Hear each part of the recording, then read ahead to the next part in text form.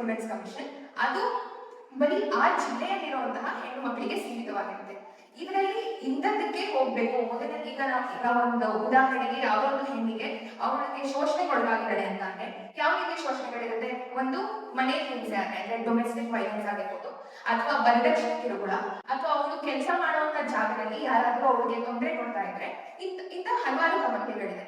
ಆ ತರ ಸಮಸ್ಯೆಗಳಾದಾಗ ಈಗ ಆ ಒಂದು ಡಿಸ್ಟ್ರಿಕ್ಟ್ ಕಮಿಷನರ್ಗೆ ಫಸ್ಟ್ ಹೋಗ್ಬೇಕು, ಆಮೇಲೆ ಸ್ಟೇಟ್ಗೆ. ಆ ತರ ಏನಿಲ್ಲ, ಎಲ್ಲಿ ನನಗೆ ನ್ಯಾಯ ದೊರಕುತ್ತೆ ಅಂತ ಆ ಹೆಣ್ಣಿಗೆ ಕಾನ್ಫಿಡೆನ್ಸ್ ಇರುತ್ತೆ, ಅಲ್ಲಿಗೆ ಆಕೆ ಹೋಗಿ ಅಪ್ರೋಚ್ ಮಾಡಿ ತನಗೆ ನ್ಯಾಯನ ಅವಳು ಒದಗಿಸ್ಕೋಬಹುದು. ಈಗ ಹಾಗಾದ್ರೆ ಮಹಿಳಾ ಆಯೋಗದಲ್ಲಿ ಮೊದಲನೇದಾಗಿ ಅಧ್ಯಕ್ಷರಿರ್ತಾರೆ. ಇವರು ಇಡೀ ಆಯೋಗಕ್ಕೆ ಮುಖ್ಯ ವ್ಯಕ್ತಿಗಳಾಗಿರ್ತಾರೆ. ಇವ್ರನ್ನ ಸರ್ಕಾರ ನೇಮಿಸಿರುತ್ತೆ. ಇವರು ಆ ಆಯೋಗದಲ್ಲಿ ಆಗುವಂತ ಎಲ್ಲಾ ಕೆಲಸಗಳನ್ನು ಇವರು ನಿಭಾಯಿಸಿಕೊಂಡು ಅದು ಯಾವ ರೀತಿ ನಡೆಯುತ್ತೆ ಅಂತ ಅದನ್ನ ಪರಿಶೀಲನೆ ಮಾಡ್ತಾರೆ.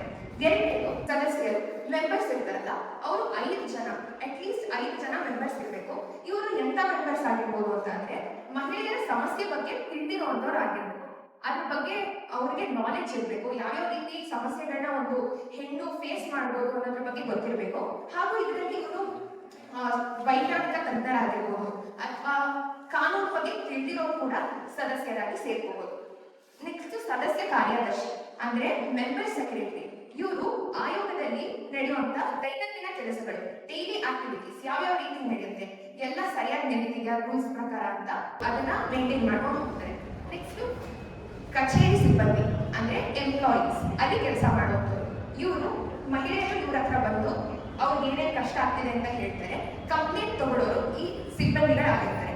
ಇವರು ಡಾಕ್ಯುಮೆಂಟೇಶನ್ ವರ್ಕ್ ಇರ್ಬೋದು, ದಾಖಲೆಗಳನ್ನ ಅವರೆಲ್ಲ ಅಚ್ಚುಕಟ್ಟಾಗಿ ಮೇಂಟೈನ್ ಮಾಡೋದಿರ್ಬೋದು, ಇದೆಲ್ಲ ಇವ್ರ ಕೆಲಸ ಆಗಿರುತ್ತೆ. ಮಹಿಳಾ ಆಯೋಗದ ಉದ್ದೇಶಗಳೇನು ಹಾಗಾದ್ರೆ? ಮೊದಲನೇದು ಮಹಿಳೆಯ ಹಕ್ಕುಗಳನ್ನ ರಕ್ಷಿಸೋದು. ಮಹಿಳೆಯರಿಗೆ ಇವತ್ತು ಅವರು ಶೋಷಣೆಗೆ ಒಳಗಾಗ್ತಾನೆ ಇದ್ದಾರೆ ಅಂತ, ಅವರು ಶೋಷಣೆಗೆ ಒಳಗಾಗ್ತಿದೆ, ಅವ್ರು ಯಾವ ರೀತಿ ಅವರ ಹಕ್ಕನ್ನ ಅರಿತುಕೊಂಡು ಅದನ್ನ ಯಾವ ರೀತಿ ಸರಿಯಾಗಿ ಉಪಯೋಗಿಸ್ಬೇಕು ಅಂತ ಅವರಿಗೆ ಗೊತ್ತಿರಬೇಕು. ಅದನ್ನ ಮಹಿಳೆಯರ ಮೇಲಿನ ಹಿಂಸೆಯನ್ನ ತಡೆಯುತ್ತೆ. ಅಂದ್ರೆ ಯಾವ್ಯಾವ ರೀತಿ ಹಿಂಸೆ? ಈಗಾಗಲೇ ನಾನು ಹೇಳಿದೆ, ಡೌರಿ ಹರಾಸ್ಮೆಂಟ್ ಆಗಿರ್ಬೋದು, ಲೈಂಗಿಕ ಕಿರುಕುಳ ಆಗಿರ್ಬೋದು, ಅಥವಾ ಕೆಲಸ ಮಾಡೋದಂತ ಜಾಗದಲ್ಲಿ ಯಾರಾದ್ರೂ ಅವ್ರಿಗೆ ಮಾನಸಿಕವಾಗಿ ಅಥವಾ ದೈಹಿಕವಾಗಿ ಯಾರಾದ್ರೂ ಹಿಂಸೆ ಕೊಡ್ತಿದ್ರೆ ಆಗಿರ್ಬೋದು, ಅವರು ಡೈರೆಕ್ಟ್ ಆಗಿ ಇಂಥ ಮಹಿಳಾ ಆಯೋಗಗಳಿಗೆ ಹೋಗಿ ಅಪ್ರೋಚ್ ಮಾಡಿ ಅವರಲ್ಲಿ ಆಗ್ತಿರುವಂತಹ ಸಮಸ್ಯೆಗಳನ್ನ ಅವರು ವ್ಯಕ್ತಪಡಿಸಿ ನ್ಯಾಯನ ಒದಗಿಸ್ಕೋಬಹುದು. ಮೂರನೇದು ಯಾವ ರೀತಿ ದೂರುಗಳನ್ನ ಸ್ವೀಕರಿಸ್ತಾರೆ ಅಂತ ಅಂದ್ರೆ ಎಲ್ಲಾ ರೀತಿ, ಇದು ಬರೀ ಮಹಿಳೆಯರಿಗೆ ಸೀಮಿತವಾಗಿರೋದ್ರಿಂದ ಮಹಿಳೆಯರಿಗೆ ಏನೇನು ಕಷ್ಟ ಆಗುತ್ತೆ ಅದ್ರ ಬಗ್ಗೆ ಎಲ್ಲಾ ದೂರುಗಳನ್ನು ಇವರು ಸ್ವೀಕರಿಸ್ತಾರೆ. ಇವರು ಡೈರೆಕ್ಟ್ ಆಗಿ ಕೋರ್ಟ್ಗೆ ಸಜೆಸ್ಟ್ ಮಾಡ್ಬೋದು, ನೋಡಿ ಈ ತರ ತೊಂದರೆಗೊಳಗಾಗಿದ್ದಾಳೆ, ಕಂಪ್ಲೇಂಟ್ ಕೊಡಕ್ಕೆ ಈ ಹೆಣ್ಣು ಮಗಳು ಹಿಂಜರಿತಿದ್ದಾಳೆ, ನೋಡಿ ನಾವು ಮಹಿಳಾ ಆಯೋಗದವರು ಬಂದಿದ್ದೀವಿ, ಸೊ ಹಾಗಾಗಿ ನೀವು ಕಂಪ್ಲೇಂಟ್ ತಗೊಳ್ಳಿ ಅಂತ ಇವರು ರೆಕಮೆಂಡ್ ಕೂಡ ಮಾಡ್ಬೋದು. ಜಿಲ್ಲಾ ಕಾನೂನು ಸೇವೆಗಳ ಪ್ರಾಧಿಕಾರ, ಇದರ ಬಗ್ಗೆ ತಿಳಿಯೋಣ. ಹಣವಿಲ್ಲದವರು, ಹಿಂದುಳಿದ ವರ್ಗದವರು ಯಾರಿಗೂ ನ್ಯಾಯ ಸಿಗದೆ ಇರಬಾರದು ಅನ್ನೋದು ನಮ್ಮ ಸಂವಿಧಾನದ ಆಶಯ. ಇದಕ್ಕಾಗಿ ಕಾನೂನು ಸೇವೆಗಳ ಪ್ರಾಧಿಕಾರಗಳ ಕಾಯ್ದೆ 1987 ಅಡಿಯಲ್ಲಿ ಪ್ರತಿ ಜಿಲ್ಲೆಯಲ್ಲೂ ಈ ಸಂಸ್ಥೆಯನ್ನು ಸ್ಥಾಪಿಸಲಾಗಿದೆ. ಹಾಗಾದ್ರೆ DLSA ಅಂದ್ರೇನು? ಇದು ಪ್ರತಿ ಜಿಲ್ಲಾ ನ್ಯಾಯಾಲಯದ ಆವರಣದಲ್ಲಿ ಕೆಲಸ ಮಾಡುತ್ತೆ. ಇದರ ಅಧ್ಯಕ್ಷರು ಬಂದು ನಮ್ಮ ಜಿಲ್ಲಾ ನ್ಯಾಯಾಧೀಶರು, ಡಿಸ್ಟ್ರಿಕ್ಟ್ ಜಡ್ಜ್ಗಳಾಗಿರ್ತಾರೆ. ಇದರ ಮುಖ್ಯ ಉದ್ದೇಶ ಬಡವರಿಗೆ ಮತ್ತು ಅಸಹಾಯಕರಿಗೆ ಉಚಿತವಾಗಿ ಕಾನೂನು ನೆರವು ನೀಡೋದು. ಸುಲಭವಾಗಿ ಹೇಳ್ಬೇಕಂದ್ರೆ ನ್ಯಾಯಾಲಯದ ಮೆಟ್ಟಲಿ ಏರಲು ಹೆದರುವವರು ಅಥವಾ ಆಗದಿರುವವರಿಗೆ, ಸಾಮಾನ್ಯ ಜನರಿಗೆ ದಾರಿದೀಪವಾಗುವುದು ಇದರ ಕೆಲಸವಾಗಿರುತ್ತೆ. ಯಾಕೆ ಈ ಉಚಿತ ಸೇವೆ ಸಿಗುತ್ತದೆ? ಜನರು ಅನ್ಕೊಳ್ತಾರೆ ಇದು ಬರೀ ಬಡವರಿಗೆ ಅಂತ ಅನ್ನೋದು, ಆದ್ರೆ ಇದು ನಿಜ ಅಲ್ಲ. ಇದು ಎಲ್ಲರಿಗೂ ಸಿಗುತ್ತೆ.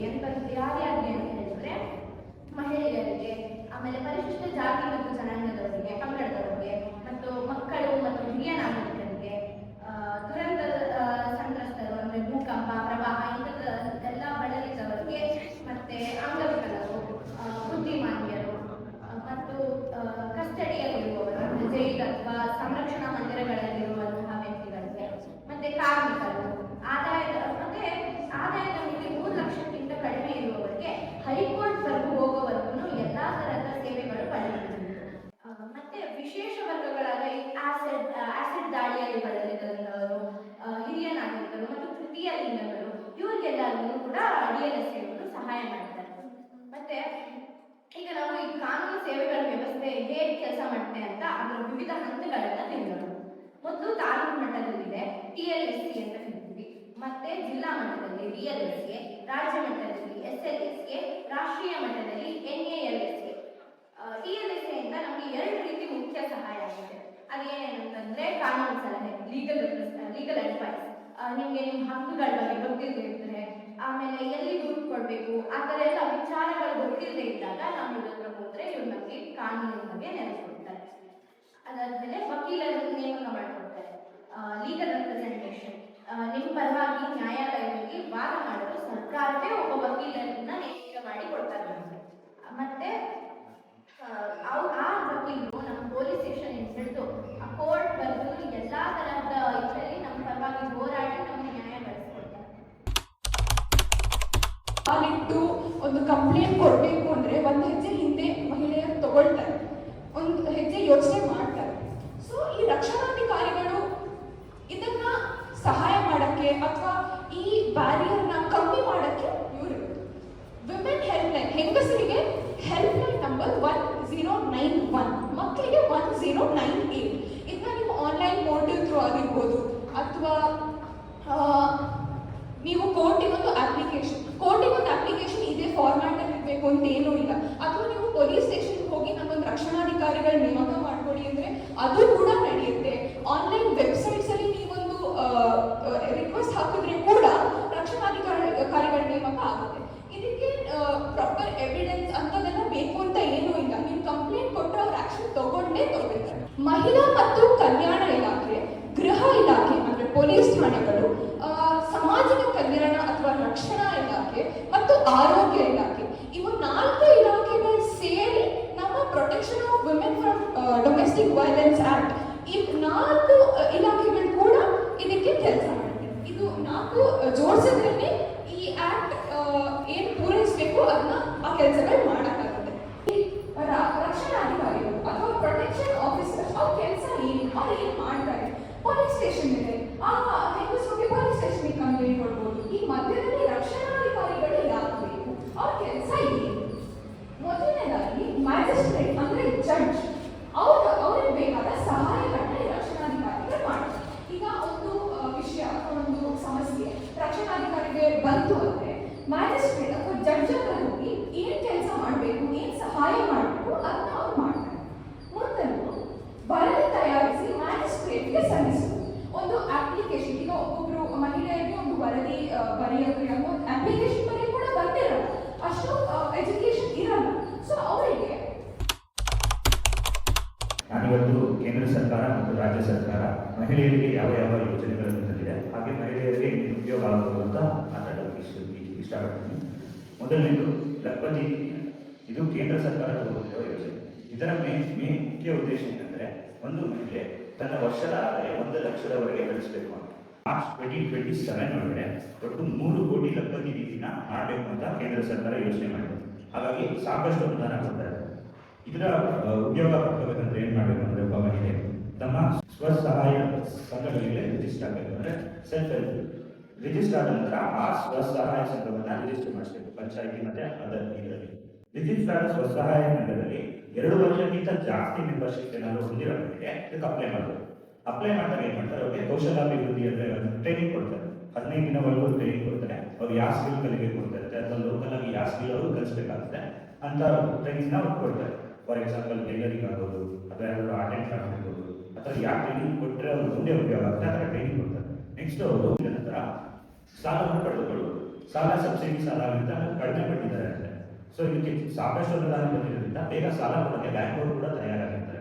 ಅವರು ಟ್ರೈನಿಂಗ್ ಮುಗಿಸಿ ಸಾಲ ತಗೊಂಡು ಅವರೇನಾದ್ರು ಸಣ್ಣ ಉದ್ಯೋಗ ಸ್ಟಾರ್ಟ್ ಮಾಡಿದ್ರೆ ಅವ್ರಿಗೆ ಲಾಭ ಆಗುತ್ತೆ. 1 ವರ್ಷದೊಳಗಡೆ ಅವರು ಲಕ್ಷಪತಿಗಳಾಗ್ತಾರೆ. ಮತ್ತೊಂದು ಮುಖ್ಯ ಯೋಜನೆ ಬಂದು ಡ್ರೋನ್ ನಿಧಿ. ಡ್ರೋನ್ ನಿಧಿ ಅಂತ ಏನಪ್ಪ ಈಗ ಹೊಸ ಯೋಜನೆ ಅಂತ ಕೇಳಿದ್ದಾರೆ. ಆಕ್ಚುಲಿ ಇದು ಕೇಂದ್ರ ಸರ್ಕಾರದ ಯೋಜನೆ. ಇದು ಲಕ್ಪತಿ ನಿಧಿಯೊಳಗೆ ಸೇರ್ಕೊಂಡಿರೋ ಯೋಜನೆ ಆಗಿರೋದ್ರಿಂದ ಇದಕ್ಕೂ ಹೋಗ್ಬೇಕು ಅಂದ್ರೆ ಸ್ವಸಹಾಯ ಸಂಘ ಅಂದ್ರೆ ಸೆಲ್ಫ್ ಹೆಲ್ಪ್ ಗ್ರೂಪ್ ಮುಖಾಂತರ ಹೋಗ್ಬೇಕು.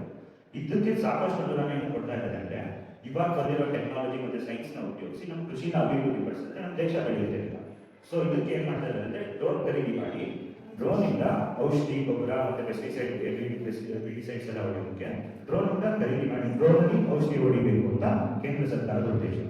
ಇದರಲ್ಲಿ ಮಹಿಳೆಯರಿಗೆ ಏನು ಉಪಯೋಗ ಆಗುತ್ತೆ, ಮಹಿಳೆಯರಿಗೆ ಅವರು 20% ಅಷ್ಟು ಸಬ್ಸಿಡಿ ಕೊಡ್ತಾರೆ. ಅಂದ್ರೆ ಈ 80% 8 ಲಕ್ಷದವರೆಗೆ ಕೊಡ್ತಾರೆ.